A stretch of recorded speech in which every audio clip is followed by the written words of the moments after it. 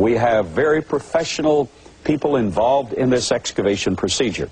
So as we examine the layers, you can see rock layer, you can see this is below, there's rock layer on which this is found. The clays are sandwiched in between. You see rock in the background.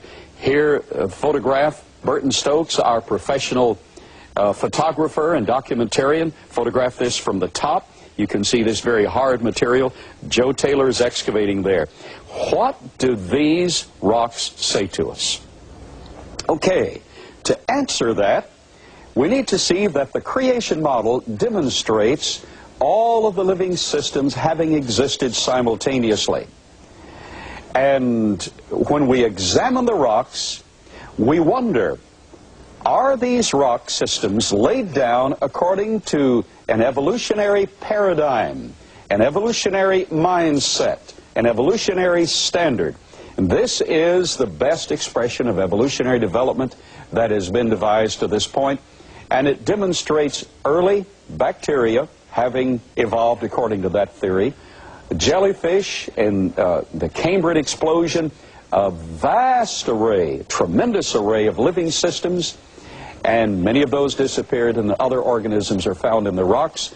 And then the higher you go in the rocks in general, you find more complicated structures. Well, does that cry out loudly and convincingly that evolution is the mechanism? By no means. First of all, there's specific density and gravitational attraction. The reptiles are found in a specific area. The sea-dwelling creatures like the trilobites and the jellyfish are found below that. Those which would not reflect from floodwaters, those that couldn't get away from waters of any kind. They're water-bound. They live in waters, the giant squids and all of these marvelous creatures. So the first thing the rocks cry out to us, Jesus said, if these disciples should hold their peace, the stones would immediately cry out. And let me point out something very special in particular. The disciples have held their peace. Unfortunately, we don't have enough of those who know the truth, declaring that truth.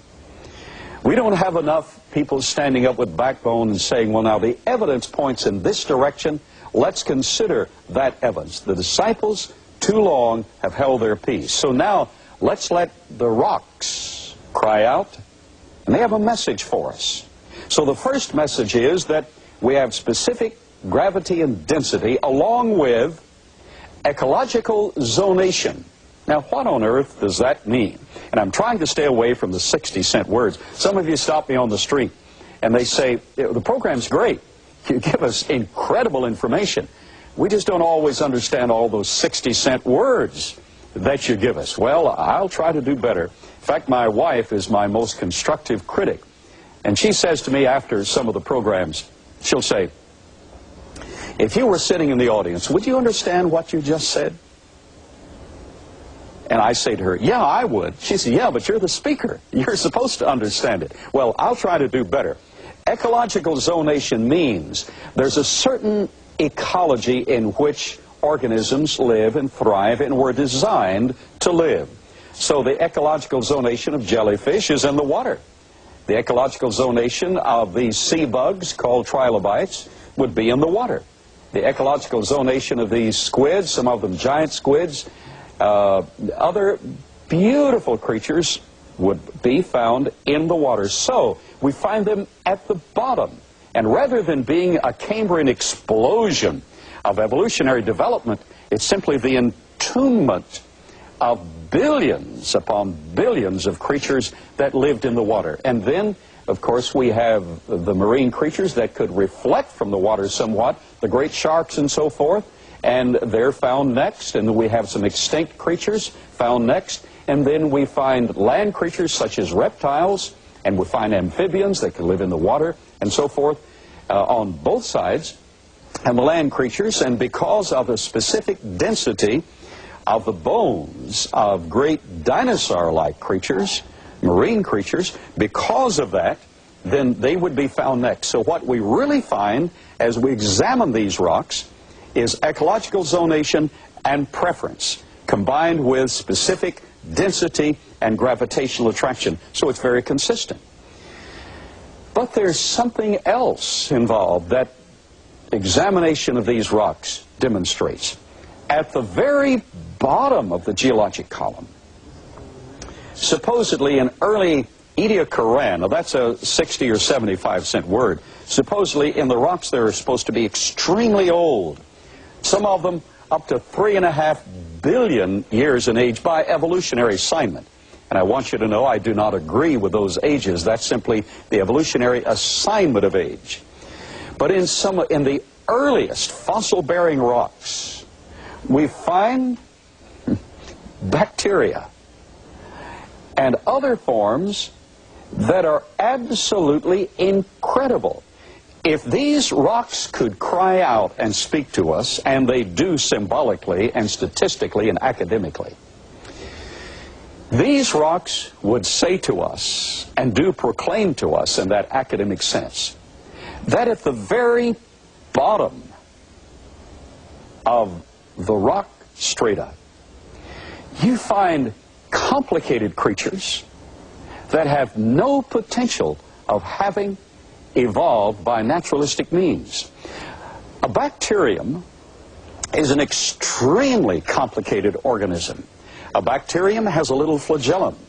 It has a sensing device that can sense whether the material into which it is entering is toxic, and it can actually divert around toxic material by laboratory tests, divert around toxic material to get to an organism that is designed to biodegrade. Did you get that?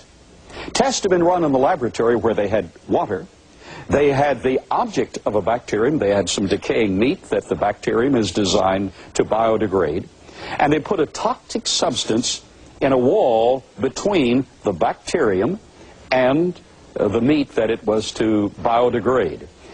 And in test after test, the bacteria actually did not try to go right through the toxic substance. They have a sensing mechanism that does not want to self-destruct. And in addition to that, not only did they not want to go through the toxic material, they found a way around it, biodegraded the material, and later found their way back out. That is absolutely incredible. They're designed, they're extremely complicated. They have a little flagellum, a little whip-like structure that has a molecular motor that propels it forward up to 100,000 RPMs per minute. That's faster than the drag racers can expect from their most sophisticated engines. 100,000 RPMs per minute. And it can propel forward, propel into a substance, and reverse that and propel back out of that substance. That's absolutely incredible. That's at the bottom of the fossil record. So we have an explanation here that is required, which scientifically demands of us that we interpret this by design, not by evolutionary development. Well, let me prove that statistically. Sir Frederick Hoyle examined these early living systems, the supposed first developing life. And the late Sir Frederick Hoyle published in the technical literature that the chances of such structure evolving is 1 in 10 to the 40,000 power. Now, did you get that? 1 chance in 10 to the 40,000 power. Now, how big is that number? That number is so big, no statistician, no mathematician, no physics major can imagine how big it is, even though we can calculate that number. Sir Frederick Hoyle said, let's show you how impossible that is. He said it would be easier for a whirlwind to sweep through a junkyard and assemble a Boeing 747 jet in flight out the other end than it would be for these systems to have evolved by naturalistic means. It's absolutely impossible. Anything beyond 1 chance in 10 to the 50th power has 0 chance of occurring. So Sir Frederick Hoyle demonstrated how he came to his conclusions, and it was verified that he was correct.